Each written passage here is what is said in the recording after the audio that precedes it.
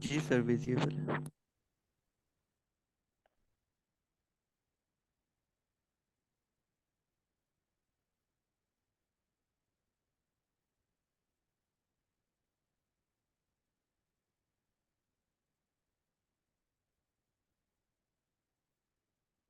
Last lecture में हमने जो पढ़ा था उसको जरा समराइज कर लेते हैं। लास्ट लेक्चर में हमने पढ़ा था कि वेरिएबल्स क्या होते हैं, वेरिएबल्स को डिक्लेयर किस तरह किया जाता है, और फिर अगर हमने किसी वेरिएबल की वैल्यू प्रिंट करवानी है तो वो किस तरह होगी। इसी तरह लास्ट लेक्चर में हमने ये देखा था कि दो नंबर्स हैं, उन्हें ऐड किस तरह किया जाएगा, उनका जो एडिशन है वो किस तरह प्रिंट करवाया जाएगा, सब्ट्रैक्शन, मल्टीप्लिकेशन, डिवीजन। तो ये सारे ऑपरेशंस हमने दो नंबर्स पे परफॉर्म किए थे। इसी तरह हमने एक और चीज़ देखी थी, वो ये थी कि एक तो तरीका था हमारी आउटपुट देखने का, नोड जेएस, जिस तरह कि आपके सामने ये नीचे कंसोल ओपन है। दूसरा तरीका हमने ये सीखा था कि अगर हमने ब्राउजर के अंदर अपनी इस आउटपुट को देखना हो तो वो किस तरह देख सकते हैं। तो ये दो चीज़ें हमने लास्ट टाइम देखी थी। आज हम इससे आगे स्टार्ट करने जा रहे हैं। नेक्स्ट हमारा टॉपिक आ जाता है data types.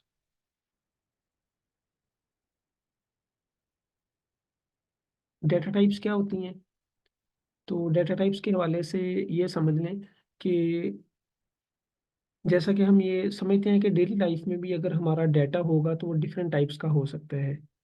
For example text type का हो सकता है, नंबर टाइप हो सकता है, इस तरह डेसिमल्स हो सकते हैं, स्ट्रिंग हो सकती है, ट्रू या फॉल्स इस किस्म में हो सकता है। तो डाटा टाइप जो है वो कई तरह की हो सकती हैं, यानी कि डाटा किस किस्म का है। या तो वो टेक्स्ट की फॉर्म में होगा, ठीक है, ये मैं आपके सामने लिख रहा हूँ, या फिर वो हो सकता है नंबर की फॉर्म में हो सकता है, फिर इस तरह डेसिमल्स हो सकते हैं यानी कि पॉइंट्स वाले नंबर, इसी तरह बूलियन यानी कि ट्रू और फॉल्स, और भी कई डाटा टाइप्स हैं जो कि अभी हम पढ़ते हैं। तो ये जो बिल्ट इन हमें कुछ चीज़ें मिलती हैं, कुछ डाटा टाइप्स मिलती हैं जो कि जावास्क्रिप्ट हमें देती है। ठीक है, अब डाटा टाइप्स क्या होंगी? डाटा टाइप्स के अंदर हमें दो चीज़ें मिलेगी।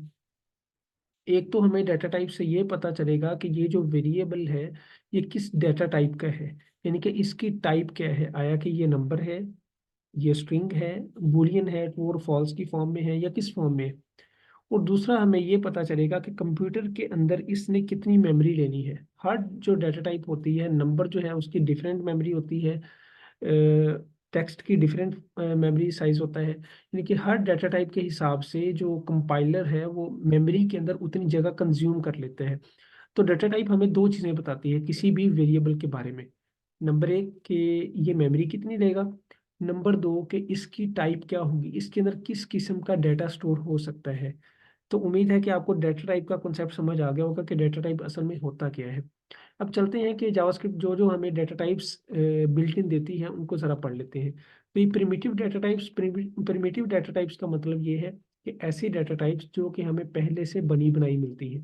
ठीक है, यानी कि जावास्क्रिप्ट हमें पहले से खुद बना के देती है। कुछ ऐसी डाटा टाइप भी होंगी जो कि हम खुद बनाया करेंगे, वो हम अगले चैप्टर्स में जाके पढ़ेंगे। लेकिन जावास्क्रिप्ट जो है वो हमें कुछ ना कुछ डाटा टाइप जो है वो पहले से बना के देती है। तो आज के दिन हम यही पढ़ने वाले हैं। वो कौन कौन सी हैं? स्ट्रिंग हो सकती है, नंबर हो सकता है, बिग इंट है, boolean, symbol, undefined and null. तो इनको बारी बारी हम देखते हैं कि ये क्या क्या चीज़ें हैं। सबसे पहले स्ट्रिंग को देख लेते हैं। स्ट्रिंग अगर सादा अल्फाज में बात करें तो स्ट्रिंग हर वो चीज़ है कि जो टेक्स्ट की फॉर्म में हो, यानी कि जो एज इट इज, जिस तरह हम लिख रहे हैं हम चाहें कि इसी तरह कंसीडर की जाए, उसे हम स्ट्रिंग कहते हैं। अब स्ट्रिंग बनाने के दो तीन तरीके हो सकते हैं। नंबर एक, डबल कोट्स लगा दें आप, नंबर दो, सिंगल कोट्स लगा दें, नंबर थ्री, बैक टिक्स। ठीक है, तो ये तीन तरीके हैं कि जिनको यूज करके हम एक स्ट्रिंग डाटा टाइप बनाते हैं। फॉर एग्जाम्पल ये मैं आपको करके दिखा। सबसे पहले हमें एक वेरिएबल बनाना पड़ेगा। वेरिएबल बनाने के लिए हम, इधर मैं पहले हेडिंग दे दूँ, डाटा टाइप्स। डाटा टाइप्स के अंदर हम स्ट्रिंग को डिस्कस करने जा रहे हैं। तो सबसे पहले हम एक वेरिएबल बनाएंगे, लेट, इधर हम नाम, वेरिएबल का नाम दे देते हैं स्टूडेंट नेम। और कोई भी हम नाम दे सकते हैं। अब देखें कि जो भी स्टूडेंट का नेम होता है वो टेक्स्ट की फॉर्म में होता है, इस तरह यूनिवर्सिटी का नेम होता है वो भी टेक्स्ट की फॉर्म में होता है, हमारे जीमेल जो होता है वो भी टेक्स्ट की फॉर्म में होता है। तो काफ़ी सारी डेटा टाइप्स, काफ़ी सारे वेरिएबल्स ऐसे हैं या रियल लाइफ में हम चीज़ें एग्जामिन करते हैं कि जो कि जिनकी डेटा टाइप स्ट्रिंग होती है। ठीक है, यानी कि जिनकी डेटा टाइप जो है वो टेक्स्ट की फॉर्म में होती है और जिस तरह हम लिखते हैं वैसे की वैसे ही कंसीडर की जाती है। तो जिस तरह कि अब स्टूडेंट नेम है, इधर मैं लिखूंगा जवाद अहमद। ठीक है, तो आप ये देख पा रहे हैं कि मैं जिस तरह लिख रहा हूँ वो उसी तरह ऐसे की ऐसे उठ के इस वेरिएबल के अंदर आ जाएगी। ठीक है, ये इक्वल टू क्या करेगा, इक्वल टू राइट साइड वाले को उठा के लेफ्ट साइड वाले वेरिएबल के अंदर ये चीज डाल देगा। अब ये है, इसकी डेटा टाइप है स्ट्रिंग। स्ट्रिंग का मतलब ये है कि टेक्स्ट की फॉर्म है। अब टेक्स्ट की फॉर्म दो तीन तरीकों से बन सकती है, एक तो ये तरीका हो गया, दूसरा तरीका ये आ जाता है सिंगल कोट। ये ऊपर थी डबल कोट्स और ये नीचे मैं अब लगा रहा हूँ सिंगल कोट। तो ये देखिए, ये भी एक तरीका है स्ट्रिंग बनाने का। ठीक है, ये फर्स्ट मेथड हो गया, ये सेकंड मेथड हो गया। अब हम तीसरा मेथड देख लेते हैं। वो है बैक टिक। ये जो वन वन डिजिट लिखा हुआ है ना हमारे कीबोर्ड के ऊपर, इसके लेफ्ट साइड पे अगर आप देखेंगे तो ये वाला सिंबल होता है, ये बैक टिक का। आपने ये लगाना है। ये प्रेस करने के बाद आप इसके अंदर जो कुछ भी लिखेंगे वो एज ए स्ट्रिंग कंसीडर किया जाएगा। ठीक है, जैसे कि ये। तो हमने क्या किया, हमने एक डेटा टाइप आज सीखी स्ट्रिंग। स्ट्रिंग किस तरह बनाई जाती है, डबल कोट्स के जरिए, सिंगल कोट के जरिए और बैकटिक के जरिए।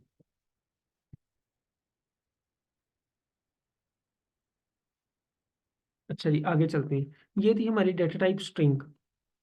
अब स्ट्रिंग क्या चीज़ है, स्ट्रिंग सादा अल्फाज में अगर समराइज करें इसे तो ये है कि ऐसी चीज़, ऐसी डेटा टाइप जिसे आप चाहते हैं कि हम मैं जो कुछ भी इसके अंदर लिख रहा हूँ वो जैसे मैं लिख रहा हूँ वैसे ही कंसीडर किया जाए, तो उसे हम कहते हैं कि इसकी डेटा टाइप क्या है, स्ट्रिंग है। फॉर एग्जाम्पल ये जितना भी टेक्स्ट की फॉर्म में होती है वो सारी स्ट्रिंग होती है। अगर आप इन डबल कोट्स के अंदर, सिंगल कोट्स के अंदर और बैकटिक के अंदर 0 1 भी लिख देंगे तो वो भी एज ए टेक्स्ट कंसीडर होगा, एज ए नंबर कंसीडर नहीं होगा। ठीक है, तो डबल कोट्स के अंदर, सिंगल कोट के अंदर और बैकटिक के अंदर जो कुछ भी लिखा जाएगा वो एज ए स्ट्रिंग कंसीडर किया जाएगा, उसकी डेटा टाइप होगी स्ट्रिंग। तो आगे चलते हैं। इधर वो यही बता रहा है कि ये तीन तरीके हैं, डबल कोट्स, सिंगल कोट और बैकटिक। ये तीन तरीकों से आप एक स्ट्रिंग बना सकते हैं। अच्छा, अब यहाँ पे वो ये चीज समझाना चाह रहा है कि कई दफा इस तरह होता है कि एक किसी का कोई, हम अगर हमने कोट नकल करनी हो कि फलां बंदे ने ये कहा, तो फिर हम क्या करते हैं, उसकी कोट को इस तरह लिखते हैं। ठीक है, फॉर एग्जाम्पल कायद आजम सैद। ठीक है, और आगे अगर हमने सिंगल कोट लगानी हो तो हम इसके अंदर लगा देते हैं और अपना सेंटेंस कंप्लीट कर देते हैं। तो इसी तरह वो कह रहा है कि अगर आपने इसी तरह का कोई कोट स्ट्रिंग डाटा टाइप के अंदर रखना हो, यानी कि आपकी एक डाटा टाइप है, फॉर एग्जांपल इसी को ले लेते हैं, ये जो उसने इधर एग्जांपल ली हुई है। अब देखिए वो एरर दे रहा है। एरर क्यों दे रहा है, क्योंकि ये सिंगल कोड से हमने स्टार्ट किया, सिंगल कोड पे एंड किया। उसूली तौर पे एंड यहाँ पे होना चाहिए था, लेकिन उसे एक सिंगल कोड यहाँ पे मिल गई। तो वो क्या कर रहा है, यहीं पे स्ट्रिंग को एंड कर रहा है, क्योंकि उसे जैसे ही पहली एंडिंग सिंगल कोड मिलेगी उसने वहां तक स्ट्रिंग को कंसीडर करना है और आगे वाली चीज को वो कंसीडर नहीं करेगा। तो वो एरर शो कर रहा है हमारे पास। एरर इसी वजह से शो कर रहा है, वो कह रहा है कि ये क्या चीज़ है, ये मुझे समझ नहीं आ रही, क्योंकि आपकी स्ट्रिंग तो यहीं पे खत्म हो गई है। कंपाइलर जो है वो यहाँ पे एरर दे रहा है। तो इस चीज को हल करने के लिए उन्होंने ये कहा है कि अगर आपने अपनी स्ट्रिंग के अंदर कहीं पे सिंगल कोड यूज करनी है तो बाहर डबल कोड यूज कर लें, और अगर अंदर डबल कोड यूज करनी है तो बाहर सिंगल कोड यूज कर लें। फॉर एग्जांपल ये अब देखें, इस तरह जो है वो हमारा एरर रिजॉल्व हो गया। यानी कि अब ये लेट्स लर्न जावास्क्रिप्ट ये एज इट इज स्क्रीन पे प्रिंट हो जाएगा, जिस तरह कि मैं आपको करके दिखाता हूँ।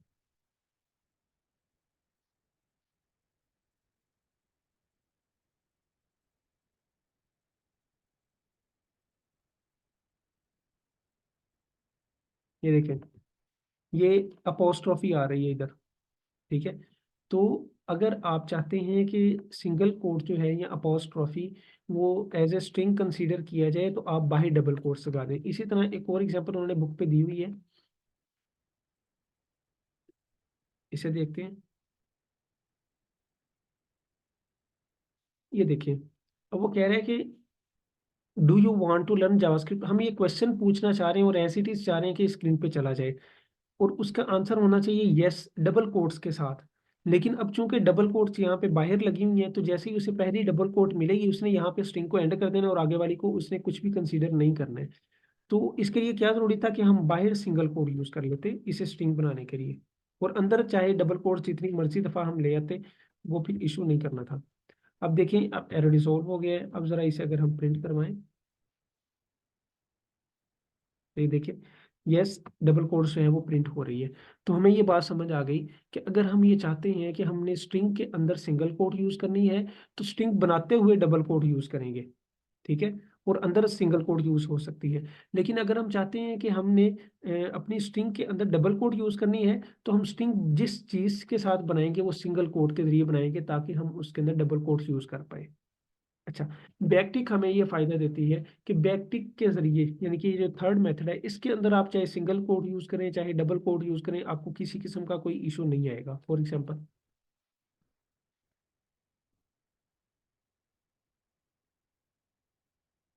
यही ऊपर वाला सेंटेंस उठा लेते हैं और इसे बैकटिक के अंदर, ये देखें, अब किसी किस्म का उसने कोई एरर नहीं दी है, ठीक है। आप चाहे इसके अंदर सिंगल कोड यूज कर लें चाहे डबल कोड यूज कर लें, देखिए मैं अब सिंगल कोड यूज कर रहा हूँ, तो किसी किस्म का कोई एरर नहीं है। ये देखें, वो सिंगल कोड के साथ यस प्रिंट कर रहा है। तो ये था स्ट्रिंग डाटा टाइप, जो कि जावास्क्रिप्ट हमें बिल्ट इन डाटा टाइप देती है। उनमें से सबसे पहली डाटा टाइप स्ट्रिंग, ठीक है। अच्छा, उसके बाद एक और चीज हम समझते हैं, वो ये कि ये उसने इधर एक एग्जांपल दी हुई है। अब इसको जरा अच्छे तरीके से समझ लेते हैं। ऊपर वाले को मैं कमेंट कर रहा हूँ ताकि नीचे हम इजीली अपना काम कर सके। इधर वो देखिए, एक वेरिएबल ले रहा है। ये पहली लाइन में क्या हो रहा है, एक वेरिएबल हो रहा है language. Language is equal to JavaScript. अब इसकी डाटा टाइप, ये एक वेरिएबल है, इसकी डाटा टाइप है स्ट्रिंग, क्योंकि इसके अंदर डाटा कौन सा पड़ा हुआ है, स्ट्रिंग टाइप का पड़ा हुआ है। जिस तरह अगर मैं इसके ऊपर सिर्फ माउस लेके जाऊं, तो ये देखिए मुझे बता रहा है कि इसकी डाटा टाइप है स्ट्रिंग। इसी तरह एक और वेरिएबल मैंने लिया मैसेज के नाम से, और उसके अंदर भी मैं एक स्ट्रिंग रख रहा हूँ। कैसे पता चला, ये बैक टिक के साथ। अब बैक टिक जो है वो हमें दो तरह की फैसिलिटी देता है। एक तो ये कि आप इसके जरिए स्ट्रिंग बना सकते हैं, उसके अंदर चाहे डबल कोट लिखें सिंगल कोट लिखें जो मर्जी लिखें। दूसरा ये कि अगर आपने टेक्स्ट के साथ साथ वेरिएबल की वैल्यू भी यूज करनी हो, तो वो भी हमें ये फैसिलिटी देती है। अब इस बात का क्या मतलब है, इस बात का मतलब ये है कि अगर मैं इस लैंग्वेज को, एक दफा इसको जरा माइंड से निकाल लें, इस चीज को समझें एक दफा। एक लाइन लिखी हुई है, let language is equal to JavaScript. अब लैंग्वेज एक वेरिएबल है, उसके अंदर क्या पड़ा हुआ है, जावास्क्रिप्ट पड़ा हुआ है टेक्स्ट की फॉर्म में। अब अगर मैं इधर ये लैंग्वेज लिखता हूँ, कंसोल करवाता हूँ लैंग्वेज, तो क्या प्रिंट होगा, इधर प्रिंट होगा जावास्क्रिप्ट। जावास्क्रिप्ट क्यों प्रिंट होगा, क्योंकि मैं वेरिएबल को प्रिंट करवा रहा हूँ कि इसके अंदर जो कुछ पड़ा है वो प्रिंट कर दो। लेकिन अगर मैं ये चाहता, अगर मैं इसके इर्द गिर्द डबल कोट्स लगा देता या इसे स्ट्रिंग बना देता, तो अब क्या होना था, अब लफ्ज लैंग्वेज प्रिंट हुआ आना था, ठीक है। क्यों, क्योंकि वो एक स्ट्रिंग बन चुकी है, वो उसे एज ए वेरिएबल कंसीडर नहीं कर रहा है, बल्कि उसे एज ए स्ट्रिंग कंसीडर कर रहा है। तो एज ए वेरिएबल जब भी हमने किसी चीज को कंसीडर करवाना होता है, एज ए वेरिएबल कंसीडर करवाने का मतलब ये है कि उस वेरिएबल की वैल्यू प्रिंट करवानी होती है, ना कि वेरिएबल का नाम प्रिंट करवाना होता है। बल्कि वेरिएबल के अंदर जो कुछ पड़ा है, अगर हम वो प्रिंट करवाना चाह रहे हैं, तो उसके लिए जरूरी है कि हम उसे डबल कोट से बाहर लिखें, ठीक है। अब जैसे ही मैंने डबल कोट से बाहर लिखा है, तो अब देखें आप, इधर उसकी वैल्यू प्रिंट हो रही है। तो ये है, अगर हमने किसी वेरिएबल की वैल्यू प्रिंट करवानी हो। अब इशू ये आ जाता है कि कई दफा इस तरह होता है कि हमने वेरिएबल की वैल्यू भी प्रिंट करवानी होती है, साथ में हमने कुछ ना कुछ टेक्स्ट भी प्रिंट करवाना होता है। जिस तरह कि ये लिखा हुआ है लेट्स लर्न, यानी कि ये जावास्क्रिप्ट के शुरू में ये भी लिखा हुआ है लेट्स लर्न जावास्क्रिप्ट। अब ये जो लेट्स लर्न है, ये टेक्स्ट की फॉर्म है, और ये हम चाह रहे हैं कि एज इट इज जाए। अब इसके साथ जो है लैंग्वेज वेरिएबल के अंदर जो वैल्यू पड़ी हुई है वो जाए। तो जब भी हमने इन दो चीज़ों को कंबाइन करना होता है, यानी कि एक स्ट्रिंग को और एक वेरिएबल को, तो उसके लिए बैकटिक हमें बहुत ज़्यादा फायदेमंद साबित होती है। किस तरह? हम बैकटिक लगाएंगे, फिर जो भी हमने टेक्स्ट लिखना है वो लिखेंगे। अच्छा, और जिस चीज़ को हम चाह रहे हैं कि एज ए वेरिएबल कंसीडर किया जाए, उसे सिंपल डॉलर साइन लगाएंगे। डॉलर साइन लगाने के बाद हम ये कर्ली ब्रैकेट ओपन करेंगे, कर्ली ब्रैकेट क्लोज करेंगे, और इसके अंदर में जो कुछ भी लिखा जाएगा वो एज ए वेरिएबल कंसीडर होगा, यानी कि उसकी वैल्यू प्रिंट करवाई जाएगी। अब जरा देखें ये मैसेज के अंदर क्या पड़ा होगा। तो ये देखें, मैसेज के अंदर पड़ा हुआ है लेट्स लर्न जावास्क्रिप्ट। उसने क्या किया? लेट्स लर्न को एज ए टेक्स्ट कंसीडर किया, लैंग्वेज को एज ए वेरिएबल कंसीडर किया, दोनों को जोड़ के एक स्ट्रिंग की फॉर्म बनाई इस बैकटिक की वजह से, और इस चीज को उठा के इस मैसेज वेरिएबल के अंदर स्टोर करवा दिया, और फिर इस मैसेज की वैल्यू प्रिंट करवा दी। अच्छा, यहाँ तक किसी की कोई कन्फ्यूजन है तो आप पूछ लें, क्योंकि ये थोड़ा सा ट्रिकी काम था। अगर किसी का कोई इशू है, यहाँ तक कोई क्वेश्चन है तो आप पूछ सकते हैं।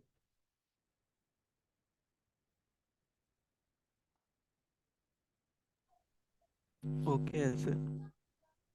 ठीक है, अब इस तरह करते हैं कि हम इस चीज को मजीद समझने के लिए, इस बैकटिक को मजीद समझने के लिए, हमने जो उस दिन दो वेरिएबल्स लिए थे और फिर उनका सम प्रिंट करवाया था, वो करवा के देखते हैं। फॉर एग्जाम्पल num1 है 10, ठीक है, sum is equal to num1 plus num2। अच्छा, अब ये तो है, मैंने दो वेरिएबल ले लिए, उनके अंदर वैल्यू स्टोर करवानी, एक वेरिएबल ले लिया सम, उसके अंदर दोनों का सम स्टोर करवा लिया।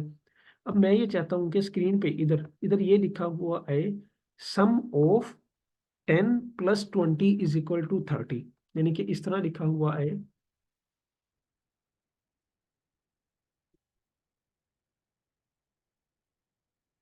ये लिखा हुआ है, तो आप जरा देखें कि इसके अंदर सम ऑफ, ये हम एज ए स्ट्रिंग कंसीडर करेंगे, क्योंकि ये हमने एज इट इज प्रिंट करवाना ही करवाना है। ये 10 जो है, ये क्या है? ये num1 की वैल्यू है, तो इसे हमने एज ए वेरिएबल कंसीडर करना है, तो ये डबल कोट से बाहर आएगा। इसी तरह एंड जो है वो भी एज ए टेक्स्ट कंसीडर होगा, यानी कि डबल कोट्स के अंदर आएगा। ये जो 20 है, 20 जो है वो एज ए वेरिएबल कंसीडर किया जाएगा, क्योंकि num2 के अंदर कुछ भी हो सकता है, तो जो कुछ भी होगा हमने इधर वो प्रिंट करवाना है। इसी तरह इज फिर एज ए स्ट्रिंग कंसीडर किया जाएगा, और 30 जो है वो फिर एज ए वेरिएबल कंसीडर किया जाएगा, क्योंकि सम की वैल्यू है। तो इस चीज को हम कोडिंग की सूरत में किस तरह लिखेंगे, अब जरा देखें। इसको लिखने के दो तीन तरीके हो सकते हैं। हम बैकटिक वाला यूज करें, क्योंकि वो बहुत आसान है, सबसे सिंपल वो वाला मेथड है, अभी के लिए हम वो ही देखते हैं। तो सबसे पहले हम क्या लिखना चाहेंगे? सम ऑफ, ठीक है, सम ऑफ एज इट इज आ गया। अब जिस वेरिएबल की वैल्यू प्रिंट करवानी, अब हमने num1 की वैल्यू प्रिंट करवानी है, तो उसके लिए हम क्या करेंगे? डॉलर साइन, ये curly bracket open, curly bracket close, num1 and, इधर आ जाएगा एंड, फिर डॉलर साइन, अब क्योंकि फिर वेरिएबल आ रहा है, तो num2 इज, फिर डॉलर साइन, और इधर आ जाएगा सम। तो ये देखें, अब स्क्रीन पे क्या आ जाएगा? स्क्रीन पे ये जाएगा सम ऑफ num1। num1 नहीं प्रिंट होगा, बल्कि उसकी वैल्यू प्रिंट होगी, उसकी वैल्यू है 10। इधर आ जाएगा सम ऑफ 10 एंड num2 की वैल्यू क्या है? 20। सम ऑफ 10 एंड 20 इज, और इधर इन दोनों का एडिशन हो चुका होगा सम के अंदर, वो आ चुका होगा 30। तो इधर आ जाएगा सम ऑफ 10 एंड 20 इज 30। ये देखें, ये देखें, आ चुके हैं, ठीक है। अब इनकी वैल्यूज जरा चेंज करते हैं, इधर मैं 40 कर देता हूँ, इधर 50 कर देता हूँ। अब जरा देखें इसका आंसर क्या आएगा। तो देखिए, वो कह रहा है सम ऑफ 40 एंड 50 इज 90। तो ये हमने देख लिया कि अगर हमने किसी स्ट्रिंग वेरिएबल को या किसी स्ट्रिंग डाटा टाइप को वेरिएबल के साथ जोड़ना हो तो वो किस तरह जोड़ेंगे। उसके लिए हम बैकटिक लगाएंगे, बैकटिक लगाने के बाद जिस चीज़ को हमने एज ए वेरिएबल कंसीडर करना है उसे डॉलर साइन और कर्ली ब्रैकेट्स के अंदर लिख देंगे, वो एज ए वेरिएबल कंसीडर हो जाएगा। तो ये था हमारा यहाँ तक की डिस्कशन इस स्ट्रिंग डाटा टाइप के अंदर। स्ट्रिंग डाटा टाइप जो कि सबसे पहली हम डाटा टाइप पढ़ रहे हैं, वो किस तरह बनाई जाती है, या तो डबल कोट्स के जरिए, या सिंगल कोट्स के जरिए, या फिर बैकटिक के जरिए। तो ये तीन तरीके हैं एक स्ट्रिंग डाटा टाइप बनाने के।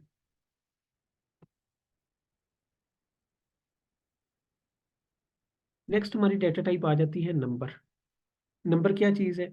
जिस तरह स्ट्रिंग एक ऐसी डाटा टाइप थी कि जो टेक्स्ट की फॉर्म होती है, यानी कि जिधर सिर्फ और सिर्फ टेक्स्ट वाली वैल्यूज आ सकती हैं। उसके बरअक्स जो नंबर है, ये ऐसी डेटा टाइप है कि जिसके अंदर सिर्फ और सिर्फ डिजिट्स आ सकते हैं, यानी कि न्यूमेरिक वैल्यूज आ सकती हैं। जिस तरह के 1 हो गया, 1.5 हो गया, इसी तरह ये साइंटिफिक नोटेशन होगी। तो ये जिस डेटा टाइप के अंडर आती हैं उस डेटा टाइप का नाम है नंबर, यानी कि जावास्क्रिप्ट के अंदर उसे as a number data type consider किया जाता है। बाकी हर लैंग्वेज का हिसाब डिफरेंट है। फॉर एग्जांपल C++ है या C# है या बाकी जितनी भी लैंग्वेजेस हैं, वो इन सबको भी अलग अलग डेटा टाइप कंसीडर करती हैं, यानी कि इसे इंटीजर कंसीडर करती हैं, इसे फ्लोट कंसीडर करती हैं, फ्लोट मीन डेसिमल वाले। लेकिन जावास्क्रिप्ट जो है वो जितनी भी तरह के नंबर्स हैं उन सबको एक ही डेटा टाइप कंसीडर करती है, नंबर। तो दूसरी डेटा टाइप हमारे पास आ जाती है नंबर, यानी कि ऐसी डेटा टाइप जिसके अंदर डिजिट्स होंगे, न्यूमेरिक वैल्यूज होंगी। जिस तरह की ये है लेट, ये हम एक वेरिएबल डिक्लेयर करवा रहे हैं, उसके अंदर 3434 स्टोर करवा रहे हैं, तो इसकी डेटा टाइप, इस वेरिएबल की अब डेटा टाइप हो चुकी होगी नंबर। ठीक है, इसे जरा स्क्रीन पे लेके जाते रहते हैं।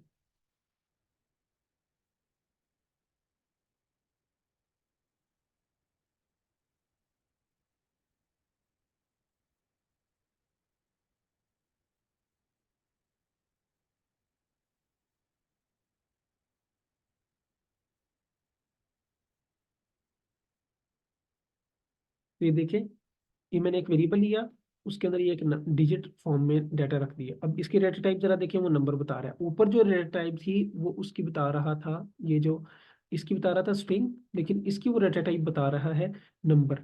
तो ये होती है हमारी दूसरी डेटा टाइप जावास्क्रिप्ट के अंदर, यानी कि नंबर। कोई भी डिजिट वाली फॉर्म होगी, कोई भी न्यूमेरिक वैल्यू होगी, अगर वो आप किसी वेरिएबल के अंदर स्टोर करवाते हैं तो उस वेरिएबल की डाटा टाइप हो जाएगी नंबर। ये थी हमारी दूसरी डाटा टाइप। उसके बाद आ जाता है बिग इंट। बिग इंट क्या चीज है? ये भी होता नंबर ही है, लेकिन बिग इंट का कॉन्सेप्ट ये है, कई दफा इस तरह होता है कि जब भी हम अपनी वेबसाइट से डाटा लेके आते हैं, तो अक्सर तौर पर डाटा जो है वो इतना बड़ा होता है कि वो नंबर डाटा टाइप के अंदर स्टोर नहीं हो पाता। जिस तरह के शुरू में मैंने बताया था कि डाटा टाइप के हवाले से दो चीजें हमें पता चलती हैं। एक तो ये पता चलती है कि इस वेरिएबल के अंदर किस टाइप का डाटा स्टोर होना है, और दूसरा ये पता चलता है कि इसने मेमोरी के अंदर स्पेस कितनी लेनी है, और वो हर डाटा टाइप की स्पेसिफिक है। अब फॉर एग्जांपल, इंटीजर यानी कि एक नंबर जो डाटा टाइप है वो 2 बाइट्स मेमोरी लेती है। 2 बाइट्स मीन कि उसके अंदर 16 बिट्स आ सकते हैं। अब अगर उससे बड़ा कोई नंबर आ जाता है, 2 बाइट से बड़ा अगर कोई नंबर उसके अंदर स्टोर होना चाह रहा है, तो वो स्टोर नहीं हो पाएगा क्योंकि उसकी मेमोरी कम है और नंबर बड़ा है। तो उस चीज को हैंडल करने के लिए, अगर कोई बड़ा नंबर आ जाए, नंबर डाटा टाइप से बड़ा नंबर आ जाए, तो उस चीज को हैंडल करने के लिए हमें एक डाटा टाइप दी गई है बिग इंट। इसे किस तरह यूज किया जाता है देख लेते हैं।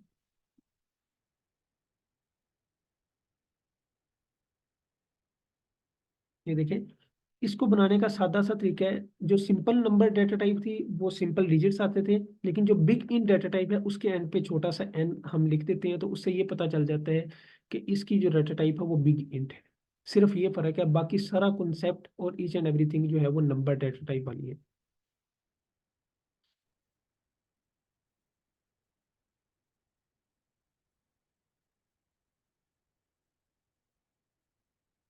अच्छा, उसके बाद अगली हमारी डाटा टाइप आ जाती है, third one is Boolean. Boolean mean इधर ट्रू और फॉल्स, यानी कि या तो इस वेरिएबल के अंदर, ये जो बूलियन टाइप का वेरिएबल होगा इसके अंदर या तो सिर्फ और सिर्फ फॉल्स स्टोर हो सकते हैं या ट्रू स्टोर हो सकते हैं। इन दोनों के अलावा और कोई वैल्यू स्टोर नहीं हो सकती है। जबकि नंबर के केस में हम कोई भी डिजिट इसके अंदर स्टोर करवा सकते थे, लेकिन बूलियन के केस में, ये देखिए,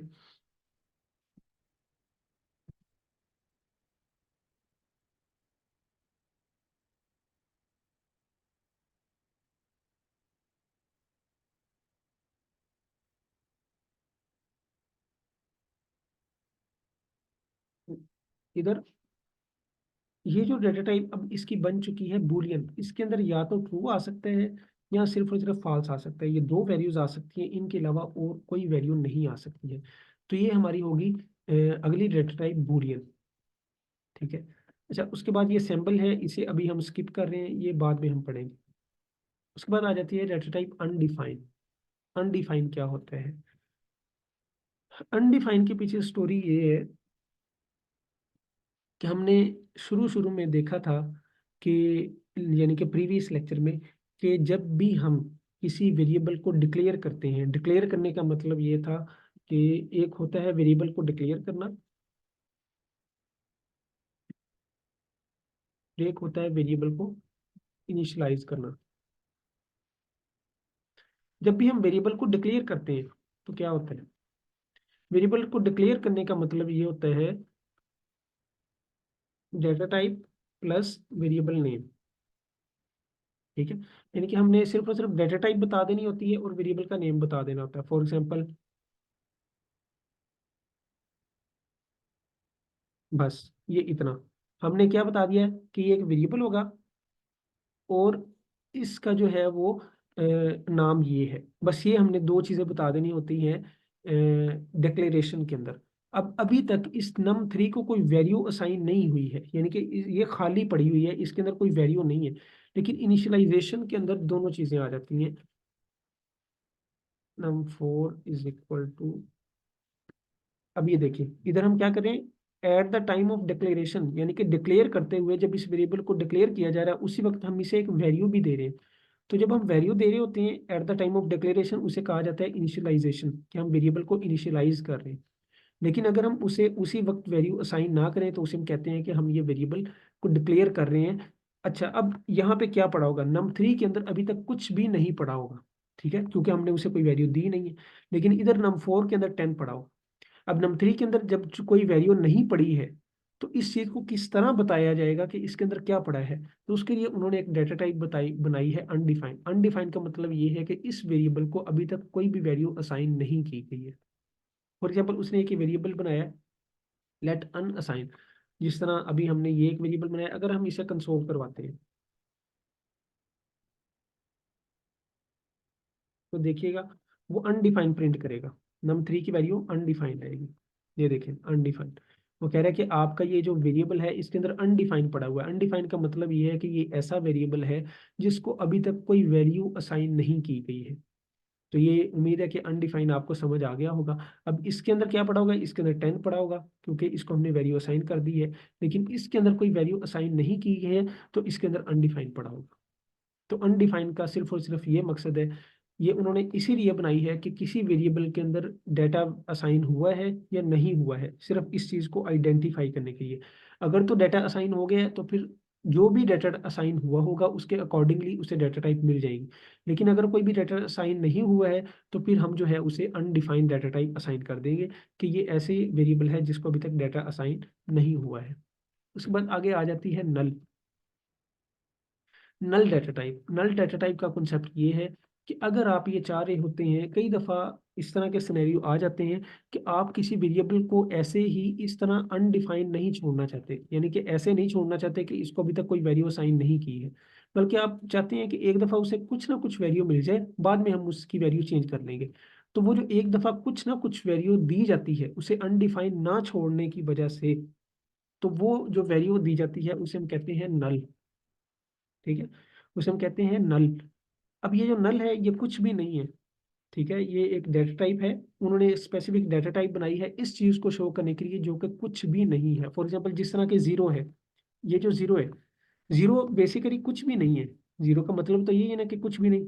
फॉर एग्जाम्पल 10 में से 10 गए तो क्या बचा? कुछ भी नहीं, यानी कि जीरो। लेकिन इस कुछ भी नहीं को शो करने के लिए उन्होंने एक सिंबल बनाया हुआ है जीरो। इसी तरह कोई भी वैल्यू नहीं है इस चीज को शो करने के लिए उन्होंने एक सिंबल बना दिया है नल, जो कि ये बताता है कि इस वेरिएबल के अंदर कुछ ना कुछ तो पड़ा हुआ है, लेकिन वो क्या है? वो नल है, यानी कि कुछ भी नहीं है। यानी कि इसका यूज केस इस तरह आता है कि अगर हम ये चाह रहे हो कि किसी वेरिएबल को वैल्यू असाइन करनी हो, लेकिन वो वैल्यू हमें अभी तक ना पता हो कि क्या असाइन करनी है, और हमने उस वेरिएबल को अनडिफाइन ना छोड़ना हो, यानी कि इस तरह ना छोड़ना हो कि उसे कोई ना कोई वैल्यू असाइन ना की गई हो, तो उस सूरत में हम उसे नल असाइन कर देते हैं और बाद में उसकी वैल्यू को चेंज कर देते हैं। तो नल जो है वो बेसिकली सिर्फ और सिर्फ ये है।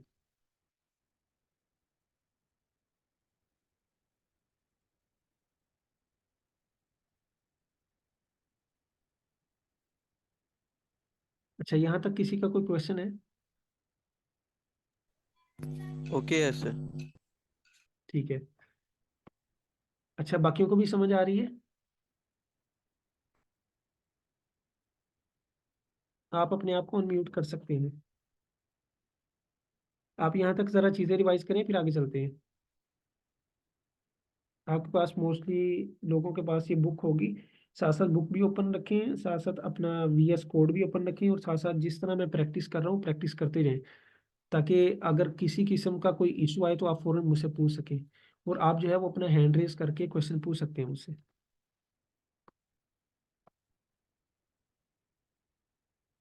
अच्छा, उसके बाद इस नल डेटा टाइप के अंदर उसने ये कुछ एग्जांपल्स दिए हैं, हम जरा इन्हें देख लेते हैं कि इधर वो क्या चीज बताना चाह रहे हैं।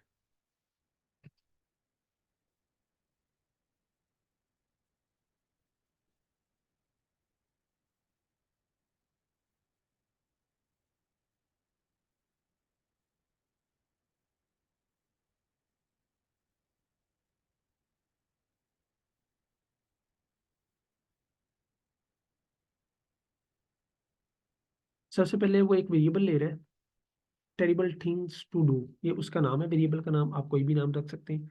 और उसको वो वैल्यू दे रहा है अनडिफाइंड। अनडिफाइंड का मतलब ये है कि इस वेरिएबल की डेटा टाइप जो है वो अनडिफाइंड होगी। इसी तरह वो एक वेरिएबल ले रहा है लास्ट नेम के नाम से, और उसे कोई भी वैल्यू असाइन नहीं कर रहा है।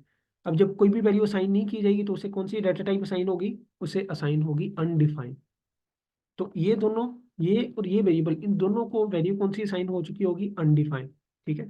आप एक्सप्लिसिटली मेंशन कर दें, कस्टम के तौर पर मेंशन कर दें कि भाई अनडिफाइंड इसे असाइन कर दो, तो उस तरह भी ठीक है। अगर आप कोई भी वैल्यू असाइन नहीं करते हैं तब भी उसे अनडिफाइंड मिल जाएगी। तो ये जो सैंपल आपको अब जरा इसे समझें, ये क्या चीज़ है। कंसोल डॉट लॉग, ये लिखा हुआ है एक स्ट्रिंग। स्ट्रिंग का मतलब ये है कि ये चीज़ एज इट इज स्क्रीन पे प्रिंट हो जाएगी। ये कोमा क्यों लिखा गया? कोमा इसलिए लिखा गया है कि कोमे के बाद जो भी चीज़ आएगी वो उसे एज ए वेरिएबल कंसीडर करना चाह रहे हैं। तो हमने एक तो तरीका देखा था बैकटिक वाला, दूसरा तरीकाकार ये आ जाता है कि अगर आपने स्ट्रिंग को किसी वेरिएबल के साथ कंबाइन करके प्रिंट करवाना हो तो उसका एक तरीकाकार ये होता है कि आप स्ट्रिंग को डबल कोट्स के अंदर लिखें, फिर कोमा लगाएं, और फिर जो वेरिएबल होगा उसकी वैल्यू दे दें। अब ये वेरिएबल क्या है, ये जरा इसे समझते हैं। ये लास्ट नेम ये वाला वेरिएबल है, इसके अंदर पड़ा हुआ है अनडिफाइंड।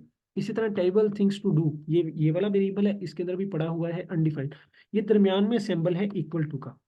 जिस तरह मैथ के अंदर इक्वल टू यूज होता है, ये उस दिन भी हमने समझा था कि अगर मैथ के अंदर ये लिखा हो 10 = 10, तो इसका मतलब होता है कि ये 10 जो है वो इस 10 के बिल्कुल बराबर है। ठीक है। लेकिन कोडिंग के अंदर ये इक्वल टू यूज होता है assign, as a assignment operator, कि राइट साइड वाली वैल्यू को उठाओ और लेफ्ट साइड में डाल दो। तो अगर हमने यही वाली फंक्शनैलिटी जो मैथ के अंदर इक्वल टू वाली फंक्शनैलिटी है, अगर वो कोडिंग के अंदर यूज करनी है, तो उसके लिए जावास्क्रिप्ट हमें कहती है कि आप 3 = लगाएं। 3 = लगाने का मतलब ये होगा कि वो चेक करेगा कि ये चीज इसके बराबर है या नहीं है। अब जरा आप जरा समझ के बताएं कि क्या लास्ट नेम के अंदर जो वैल्यू पड़ी हुई है, लास्ट नेम के अंदर इस वक्त पड़ा हुआ है अनडिफाइंड, क्योंकि कोई वैल्यू असाइन नहीं की गई है तो उसके अंदर अनडिफाइंड पड़ा है। इस तरह टेरिबल थिंग्स टू डू, इसके अंदर भी अनडिफाइंड पड़ा है। तो ये दोनों की वैल्यू क्या होगी? बराबर होगी ना। तो इसका आंसर हमें क्या मिलेगा? ट्रू। ट्रू मीन कि भाई ये बाकी ये जो कंपैरिजन है, लास्ट नेम इक्वल टू है टेरिबल थिंग्स टू डू के, तो हमें आंसर मिल जाएगा ट्रू। और इसकी जगह पे हमारे पास ट्रू प्रिंट हो जाएगा, और इसकी जगह पे सेम अनडिफाइंड प्रिंट हो जाएगा। ये आपको मैं प्रिंट करवा के दिखाता हूँ। ये एरर इस वजह से आ रहा है, वो कह रहा है कि ये क्या चीज़ है। अच्छा, आप दोबारा देखते हैं। ये देखिए, same undefined as it is आ गया, जिस तरह कि हमने लिखा था उसे उसने एज ए स्ट्रिंग कंसीडर किया।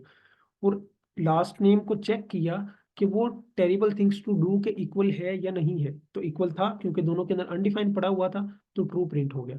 अगर मैं इधर कोई और वैल्यू कर देता हूँ, फॉर एग्जांपल इधर मैं 10 कर देता हूँ या 2 कर देता हूँ, तो अब देखिएगा अब इधर फॉल्स आ जाएगा। फॉल्स इस वजह से आएगा, वो कहेगा कि भाई ये चीज इस वेरिएबल के बराबर नहीं है।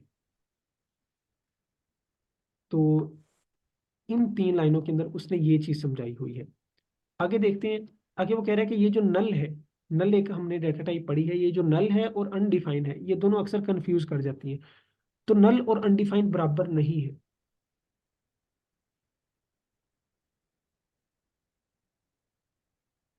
जिस तरह के ये देखिए बेटर ऑप्शन, बेटर ऑप्शन के अंदर इस वक्त नल स्टोर है। तो अब वो बेटर ऑप्शन को चेक कर रहा है इस लास्ट नेम के साथ। लास्ट नेम के अंदर पड़ा हुआ है अनडिफाइंड, बेटर ऑप्शन के अंदर पड़ा हुआ है नल।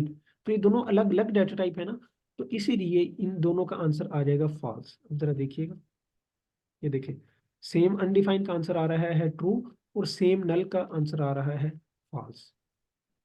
ठीक है, तो उम्मीद है कि ये कॉन्सेप्ट आपको समझ आ गया होगा। अगर नहीं समझ आया तो आप क्वेश्चन पूछ सकते हैं।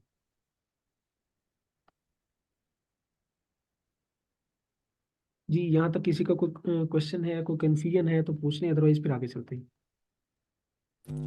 सर ये ट्रू और फॉल्स ये क्यों शो हुआ सर?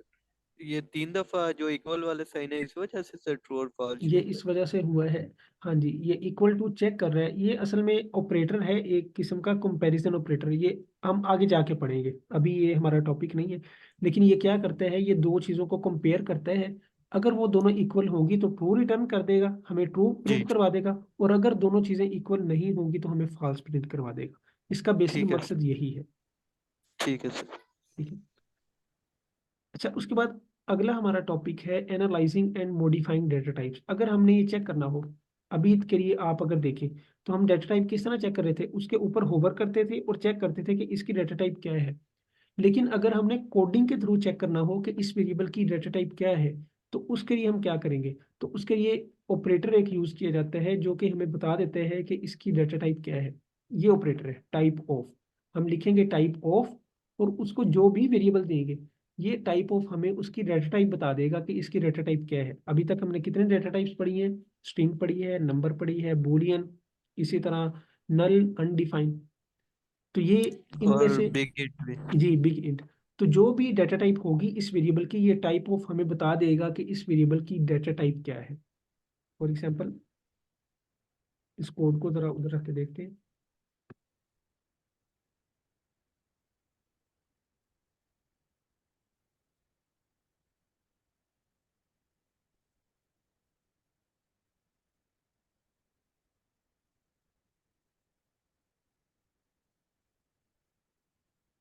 तो ये बुक वाला कई दफा लेट शुरू में नहीं लिखता है, तो आपने लिख लिया करना है, क्योंकि ये बुक थोड़ी सी पुरानी है। तो पुराना ये जो लेट है ये नया कॉन्सेप्ट है। तो आपने शुरू में लेट लिख लिया करना है, जब भी वेरिएबल डिक्लेयर करना है लेट लिख के करना है, क्योंकि लेट के बगैर भी हो जाता है। लेकिन लेट कीवर्ड अगर आप लिखेंगे तो इसके बहुत ज्यादा फायदे होंगे। ये अभी हमारा टॉपिक नहीं है, हम इंशाल्लाह नेक्स्ट लेक्चर में इस चीज को समझेंगे कि लेट लिखने से हमें क्या फायदा मिलता है। अच्छा, अब जरा समझते हैं कि ये कोड क्या कह रहा है। आप देखें, लेट का मतलब ये है कि ये एक वेरिएबल होगा। टेस्ट वेरिएबल एक वेरिएबल है, उसके अंदर वन असाइन है। अब अगर हमने चेक करना, अब इसकी डेटा टाइप क्या होनी चाहिए, इसकी डेटा टाइप होनी चाहिए नंबर, क्योंकि वन असाइन है। तो अगर हमने कोडिंग के जरिए चेक करना हो कि इसकी डेटा टाइप क्या है, तो उसके लिए हम टाइप ऑफ ऑपरेटर यूज करेंगे। ठीक है, टाइप ऑफ किसकी डेटा टाइप चेक करना चाह रहे हैं, टेस्ट वेरिएबल की। वो वेरिएबल का नाम लिखेंगे, और ये जो है इस सारी का आंसर हमें मिल जाएगा जो भी इस वेरिएबल की डेटा टाइप होगी। इस वक्त वेरिएबल की डेटा टाइप है नंबर, तो इसका आंसर हमें मिल जाएगा नंबर। और वो किसके अंदर स्टोर हो रहा है, वेरिएबल टाइप टेस्ट वन के अंदर। यानी कि इस वेरिएबल के अंदर अब एक नंबर, लफज नंबर स्टोर हो चुका होगा। इसी तरह इस टाइप ऑफ को यूज करने का एक दूसरा तरीकेकार ये है, टाइप ऑफ और आगे आप ब्रैकेट्स लगाएं, उन ब्रैकेट्स के अंदर जिस वेरिएबल की डेटा टाइप चेक करना चाह रहे हैं वो वेरिएबल दे दें। तो ये दो तरीके हैं, या तो टाइप ऑफ लिखें, एक स्पेस दें और वेरिएबल का नाम लिख दें, या फिर टाइप ऑफ लिखें और करली ब्रैकेट्स के अंदर एक वेरिएबल का नाम लिख दें। तो उसकी जो भी डेटा टाइप होगी वो असाइन कर दी जाएगी इस वेरिएबल को। अब जरा प्रिंट करवा के देखते हैं। तो देखिए, नंबर, नंबर, यानी कि इन दोनों की डेटा टाइप आ चुकी है नंबर और नंबर। अगर मैं इधर कर देता हूँ, सॉरी, इसे इसी तरह रह देते हैं, एक और वेरिएबल ले लेते हैं टेस्ट वेरिएबल टू के नाम से, और इसके अंदर मैं एज ए स्ट्रिंग डाटा देता हूँ। अब ये एज ए स्ट्रिंग कंसीडर किया जाएगा क्योंकि डबल कोट्स के अंदर है। तो अगर मैं इसकी डेटा टाइप चेक करूँ तो क्या प्रिंट होगा, इसका आंसर अब क्या आना चाहिए, स्ट्रिंग आना चाहिए। देखते हैं, तो ये देखें, ऊपर वाली का आंसर आ रहा है नंबर, इसका आंसर आ रहा है नंबर, और इसका आंसर आ रहा है दूसरी वाली का स्ट्रिंग, क्योंकि उसकी डेटा टाइप क्या है, स्ट्रिंग है। तो अगर हमने किसी वेरिएबल की डेटा टाइप चेक करनी हो कि इस वक्त इस वेरिएबल की डेटा टाइप क्या है, तो उसके लिए हम टाइप ऑफ ऑपरेटर यूज करते हैं। ये जिस तरह के ये लिखा हुआ है। अब टाइप ऑफ यूज करने के दो तरीके हैं, एक ये मेथड है, फर्स्ट मेथड, और एक ये सेकंड मेथड। फर्स्ट मेथड ये है कि आप टाइप ऑफ लिखेंगे, स्पेस देंगे, वेरिएबल का नाम लिखेंगे, उसकी डाटा टाइप आ जाएगी। दूसरा तरीकेकार ये है कि टाइप ऑफ लिखेंगे और फिर करली bracket open, sorry small bracket open, small bracket close, और उसके अंदर जो भी वेरिएबल का नाम देंगे ये उसकी डाटा टाइप हमें बता देगा और उसे वेरिएबल के अंदर स्टोर कर देगा। फिर हम जो कुछ भी उसके साथ करना चाहिए, उसे प्रिंट करवाना चाहिए प्रिंट करवा सकते हैं, कोई और उसके साथ उससे काम लेना चाहिए तो वो भी ले सकते हैं। तो ये हमारा हो गया डाटा टाइप्स को बताने वाला। अच्छा, अब जरा इस चीज को देखते हैं कि ये क्या कह रहा है।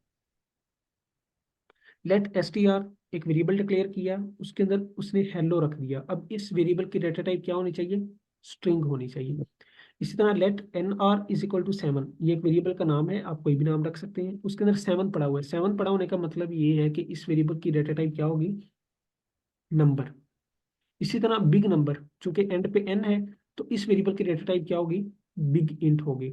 इसकी डेटा टाइप क्या होगी इस बूल वेरिएबल की? ट्रू स्टोर है, तो ट्रू स्टोर होने का मतलब ये है कि इसकी डेटा टाइप होगी बूलियन। ठीक है, ये हमने डाटा टाइप नहीं पढ़ी है तो इसे छोड़ दे। अच्छा, अनडिफाइंड पड़ा है तो इसकी डेटा टाइप होगी अनडिफाइंड, और नल पड़ा है तो इसकी डेटा टाइप होगी नल।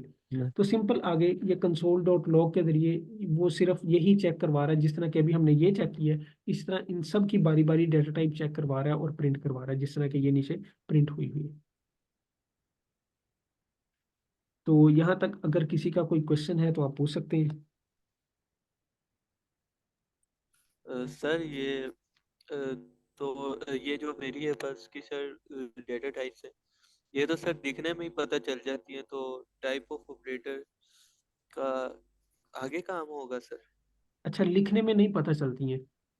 अभी तो हम खुद वैल्यूज दे रहे हैं ना, जी अभी तो सर। हम खुद वैल्यूज असाइन दे रहे हैं। लेकिन अगर हमने यूजर से वैल्यू लेनी हो तो यूजर तो कुछ भी एंटर कर सकता है। जी ठीक है, सर। तो अगर हमने उस वक्त चेक करना हो कि यूजर ने क्या इंटर किया है, तो उसके लिए फिर टाइप ऑफ यूज किया जाता है। ठीक है, ठीक है अब सर। फॉर एग्जाम्पल आपने यूजर को कहना था कि भी अपना नाम इंटर करो। अब नाम की डाटा टाइप क्या होनी चाहिए? नाम की तो स्ट्रिंग होनी चाहिए स्ट्रिंग सर। होनी चाहिए। अब यूजर इंटर कर देता है 10, अब आप क्या जी। करेंगे? उसे उसी तरह 10 ही स्टोर करवा देंगे? नहीं। अब हम पहले चेक करेंगे ना कि उसने सही अपना नाम इंटर किया भी है कि नहीं किया। तो वो जी चेक सर। करने के लिए हम पहले चेक करेंगे कि इसकी डाटा टाइप आया कि उसने वही यूजर ने वही डाटा इंटर किया है जो कि डाटा टाइप हम कंसीडर करना चाह रहे हैं। तो उसके लिए जी फिर टाइप सर। ऑफ का यूज आता है। समझ आ गई आपको? जी सर। और कोई क्वेश्चन है? No sir. ठीक है, और किसी का कोई क्वेश्चन है?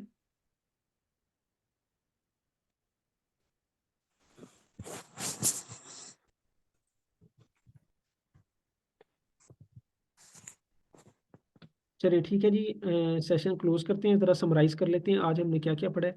आज हमने सबसे पहले जावास्क्रिप्ट की डाटा टाइप्स पढ़ी हैं। डाटा टाइप्स क्या होती हैं? डाटा टाइप्स ये होती हैं कि जिनसे हमें पता चल जाता है कि जो भी हम वेरिएबल डिक्लेयर करवाने जा रहे हैं उसके अंदर किस टाइप का डाटा स्टोर हो सकता है और उसने मेमोरी के अंदर कितनी स्पेस लेनी है। ये होती है डाटा टाइप्स का कॉन्सेप्ट। अब हमें कुछ ना कुछ बिल्ट इन डाटा टाइप्स मिलती हैं। बिल्ट इन का मतलब ये है कि जो पहले से जावास्क्रिप्ट हमें डाटा टाइप्स बना के देता है। उनमें सबसे पहले डाटा टाइप आ जाती है स्ट्रिंग। स्ट्रिंग मीन जो एज ए टेक्स्ट कंसीडर की जाएगी, जिस तरह हम डाटा लिख रहे हैं वैसे का वैसे ही कंसीडर किया जाएगा। स्ट्रिंग बनाने के तीन तरीके हैं, डबल कोट्स, सिंगल कोट और बैकटिक। इन तीन तरीकों से स्ट्रिंग बनाई जाती है। आपने अब क्या करना है, इस सारी बुक को, ये जो टॉपिक हमने दो तीन पढ़े हैं इसको इधर से रीड करना है और जो जो इधर एग्जांपल्स दी गई हैं उसे वीएस कोड में जाके परफॉर्म करके देखना है। अगर कोई इशू होगा तो आपने फिर मुझसे पूछ लेना है। दूसरी डाटा टाइप हमने पढ़ी नंबर। नंबर मीन कि जो भी डिजिट होगा, जो भी न्यूमेरिकल फॉर्म होगी 0 से लेकर 9 तक, उसे एज ए नंबर कंसिडर किया जाएगा। अब वो नंबर सिंपल इंटीजर भी हो सकता है, वो डेसिमल की फॉर्म भी हो सकती है, वो एक्सपोनेंशियल फॉर्म भी हो सकती है, कोई भी फॉर्म हो सकती है। किसी भी किस्म का जो इंटीजर होगा या न्यूमेरिकल वैल्यू होगी उसकी डाटा टाइप होगी नंबर। उसके बाद अगली हमने डाटा टाइप पढ़ी बिग इंट। बिग इंट का मतलब ये होता है कि कई दफा एक वेरिएबल का डाटा इतना बड़ा हो जाता है कि वो नंबर डाटा टाइप में स्टोर नहीं हो सकता है। तो उसके लिए फिर बिग इंट डाटा टाइप मुतारफ करवाई गई कि अगर आपने नंबर की कैपेसिटी से बड़ा कोई न्यूमेरिकल वैल्यू स्टोर करवानी है तो उसके लिए फिर आप big int data type use करते हैं। उसके बाद आ जाता है बुलियन। बुलियन जो डाटा टाइप है, इसके अंदर सिर्फ दो वैल्यूज आ सकती हैं, या तो फॉल्स आ सकता है या ट्रू आ सकता है। इसके बाद हमने पढ़ी अनडिफाइन, अनडिफाइन का मतलब ये था कि अगर किसी वेरिएबल को वैल्यू अभी तक असाइन नहीं की गई है तो उसकी डाटा टाइप होती है अनडिफाइन। और नल, नल का मतलब ये होता है कि कई दफा हम ये चाह रहे होते हैं कि हम किसी वेरिएबल को डाटा असाइन तो कर दें, लेकिन वो हमें पता नहीं होता कि हमने क्या डाटा असाइन करना है। और हम ये चाह रहे होते हैं कि हम इस वेरिएबल को अभी के लिए खाली ना छोड़ें, यानी कि ऐसा ना हो कि हम इसे कोई वैल्यू भी असाइन ना करें। तो हम चाह रहे होते हैं कि कोई ना कोई वैल्यू असाइन कर दें, बाद में हम उसे चेंज कर लेंगे। तो उसके लिए फिर हम उसे नल असाइन कर देते हैं। नल का बेसिकली मकसद सिर्फ और सिर्फ, जिस तरह जीरो है नंबर्स के अंदर, कि जिसका कोई मकसद नहीं है, सिर्फ वो एक सैम्बल है शो करने का, भाई कुछ भी नहीं है, तो इसी तरह जो नल है ये भी इस चीज को शो करता है कि इसकी डाटा टाइप कुछ भी नहीं है। उसके बाद हमने ये देखा कि अगर किसी वेरिएबल की डाटा टाइप हमने चेक करनी हो कि इस वेरिएबल की डाटा टाइप क्या है, तो उसके लिए हम टाइप ऑफ ऑपरेटर यूज करते हैं। टाइप ऑफ ऑपरेटर यूज करने के दो तरीके थे, एक टाइप ऑफ लिखेंगे, स्पेस देंगे, वेरिएबल का नाम लिखेंगे, दूसरा type of parenthesis open, variable का नेम, पैरेंथेसिस क्लोज, और ये हमें उस वेरिएबल की डाटा टाइप बता देगा। उसके बाद हमने बैकटिक के साथ थोड़ा सा खेला कि बैकटिक क्या है और बैकटिक का फायदा क्या है। तो बैकटिक का फायदा ये है कि बैकटिक हमें एक वक्त में स्ट्रिंग के साथ वेरिएबल को एक ही जगह पे कंसीडर करने का करने के लिए हमें आसानी देती है। यानी कि हम अगर स्ट्रिंग के साथ साथ वेरिएबल को बिल्कुल साथ में प्रिंट करवाना हो या साथ में यूज करना हो, तो उसके लिए हमें बैकटिक एक बड़ा अच्छा वे मेथड देती है।